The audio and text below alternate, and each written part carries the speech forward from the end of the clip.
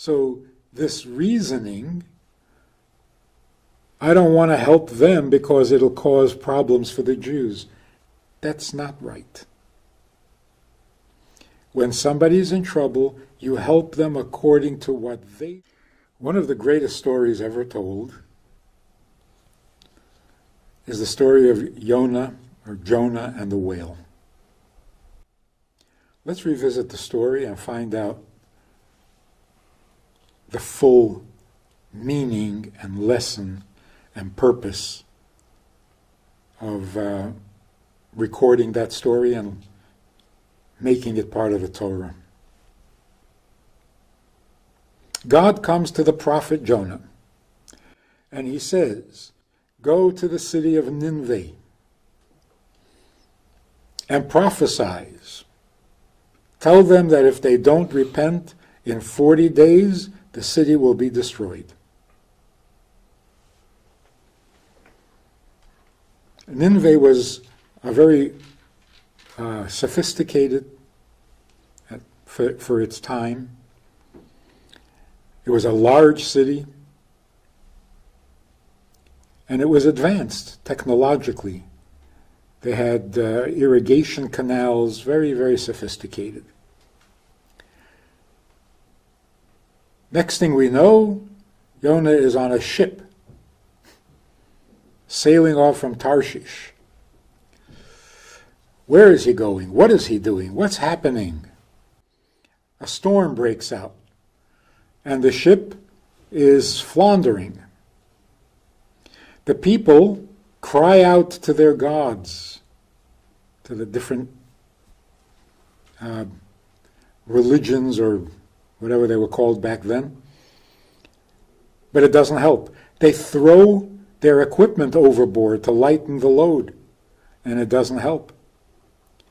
And then they find Jonah sleeping below deck. And they say, what are you sleeping? Call out to your God. Pray. Do something. Like they say, don't rely on miracles, pray. And then they say, who are you? Where are you from?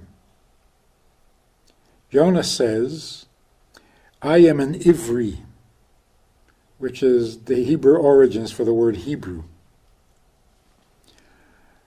And I fear the God of heaven. And this storm is my fault. So if you want to save yourselves, throw me overboard. Throw me into the ocean. They ask God for forgiveness for what they're about to do, and they throw him overboard. And the storm abates. And they are so grateful, they offer up sacrifices to the God of Israel. Meanwhile, God arranges for a large fish to swallow Jonah. And Jonah is in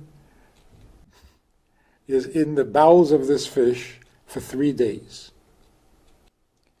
There was actually a story years ago about a teenager who was swallowed by a whale. Someplace in Sweden, off of Sweden. And I don't remember how long it was, but the fish spit him out. And of course they rushed him off to the hospital. The only lasting ill effects was that he lost his pigmentation. The acids in the fish's stomach took all the pigmentation, and he was completely pale and white. Anyway, the fish spits Jonah out, and Jonah goes to Nineveh to deliver the prophecy. He comes there and he says to the people, if you don't repent within 40 days, Nineveh is finished. The king proclaimed a fast. Everyone should fast, including the animals. And everyone should change their ways and become good and do what's right in the eyes of God.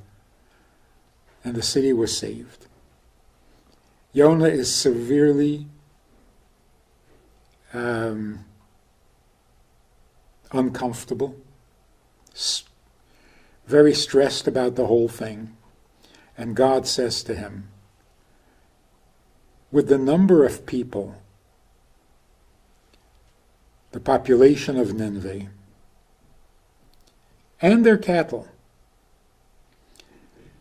people who don't know right from left, up from down, should I not have compassion on them? That's the end of the story. Now let's figure out what in the world was going on. So just to give you a little background, at the crossing of the sea, when the Jews were leaving Egypt, all the Egyptians drowned. Their chariots, their horses, their riders, they all drowned. All but one. One Egyptian survived that whole event, and that was Pharaoh. Pharaoh himself. A few years later, Pharaoh is the king of Nineveh. He was saved because God wanted him to spread the story. He was the eyewitness. So he spent his life telling the story to all the nations that he visited, and he became the king of Nineveh. I'll tell you why that's relevant. God tells Jonah, deliver this prophecy. Jonah knew that when he delivers the prophecy, the people will repent. And that distressed him terribly. Because Jews had sinned, and they had had prophets warning them, and they didn't listen. Now, the non-Jewish city of Nineveh is going to repent after one prophecy from one prophet. How is that going to make the Jews look? So Jonah figured, I can't do this to my people. But if I don't deliver the prophecy, I will lose my prophecy. I will no longer be a prophet, and I will be punishable by death. The prophet who does not deliver a prophecy is punishable by death. And Jonah said, well, so be it. I can't do something that might harm the Jewish people. So he gets on a ship. Now where is he going? He's trying to run away from God? No, he's trying to leave Israel, because outside of the land of Israel there is no prophecy. So he is surrendering, he's giving up his role as a prophet. He will no longer receive any prophecies, and he'll probably die for not delivering this message. Now he's on the ship and there's a storm. Everybody's praying, everybody's crying, screaming, panicking. He's sleeping. He figures, okay, here we go. I'm doomed. When they come and they say to him, how come you're not praying? He says, I am an Ivri. It's interesting that the word Hebrew, the English word or Latin word Hebrew, in the original Hebrew, also has the meaning of crossing over, because Avraham was called the Ivri, because he was from the other side of the river. So Ivri means the other side. When the Jews crossed the sea during the splitting of the sea, that was called crossing over. So when they said to Jonah, how come you're not crying and praying? He said, me? I'm from those people who crossed through the seas. Seas don't scare me. We walk through seas. So, no, I'm not panicking about the storm and about the ocean. I might die, but that's because I sinned, not because of the water. Water doesn't scare me. God scares me. I am afraid of God, not of water. So he says, throw me overboard. No sense for you to suffer from my sins. So they throw him overboard. Now God appreciates Jonah's devotion to his people. That makes him a real leader of his people. So God does not kill him. God saves him and says, come on, it's not too late. You can still deliver the prophecy. So Jonah goes to deliver the prophecy. But then he is so dismayed at what he had done. God assures him that it will never be held against the Jews. How did Jonah know for sure that the people of Nineveh are going to repent? He knew who the king was. The king was Pharaoh. He was not going to mess with God again. So if the prophecy said, repent or else, of course he's going to repent. And he'll get everybody to repent with him. He told them the story. He told them, I am Pharaoh. And I was spared for only one reason, to tell you not to mess with God. So they all repented. But Jonah was very distressed. So God said to him, and this is the main punchline of the story. It's not about whales swallowing people.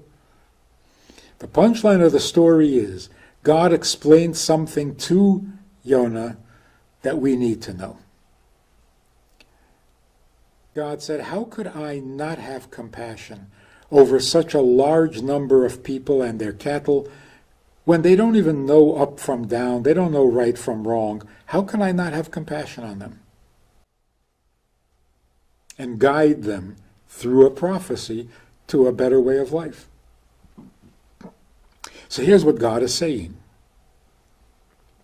You're running away, you don't want to deliver the prophecy because it'll reflect badly on the Jewish people. I appreciate that. And I promise you that it will not be held against the people. But in the name of justice, when people are innocent of their sins because of ignorance, and yet their sin will bring devastation to them, how are we supposed to rightfully, justly, how are we supposed to think? How will this affect another people in the future? That's not justice. Look at the people themselves and judge them for who they are. That's called pursuing justice. So this reasoning, I don't want to help them because it'll cause problems for the Jews, that's not right. When somebody's in trouble, you help them according to what they deserve, not bringing in other considerations that are irrelevant to them. So do the right thing in each case. First, make sure that they don't suffer because they really don't know what they're doing. The ramifications on how that's going to affect another people in the future, that's your second project, not your first. The first project is, how can you not have compassion on these people? That's what's on the agenda today. And it's a little reminiscent of Avraham and Sarah send Hagar away with her child. And the child is crying. because he's thirsty. They're in the desert and their water dried up. But this is Ishmael, who had to be sent away because he was corrupting Isaac. So his mother, understanding and knowing who this boy was, gave up hope.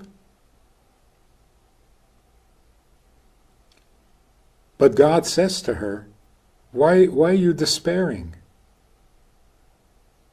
The boy is crying and God has compassion. The fact that he will grow up to be a wicked man, that's not how God works. God deals with what is there on the ground at the moment. He's a child, he's innocent, and therefore God will provide water for him. What's going to happen when he grows up? We'll deal with it when the time comes. Same thing here. God is telling Jonah, look at what's in front of you. First things first. Pursue the justice that is appropriate for the time, for the place, and for the people. Then we'll worry about the future ramifications. So we read this entire story on Yom Kippur. Why? Because we're sitting there in synagogue on Yom Kippur thinking, I'm trying to repent, I'll be good, I won't do that again. And another, I probably will. I'll probably do it again. So my repenting is meaningless. It's shallow, it's hypocritical, it's not sincere.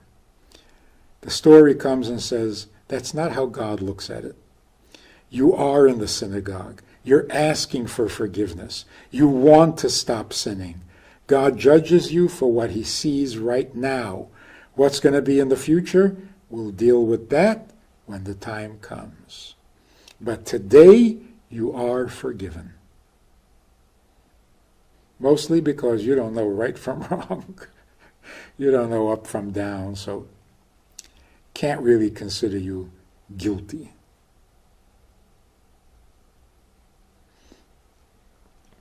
This is an interesting lesson for some of those people who are so critical, terribly critical, of their own people.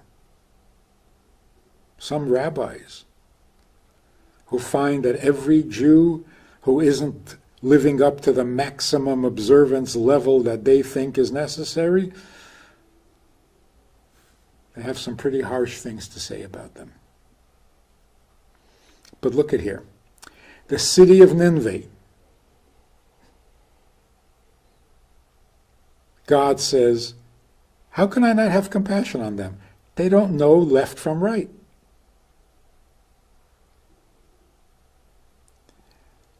These rabbis or people, here we're talking about your own people who don't know left from right. And you condemn them? So unacceptable. So that is the rest of the story on Jonah and the whale. The punchline is, treat everyone according to what they deserve at the moment. Don't project, don't predict, don't punish them for what might be tomorrow.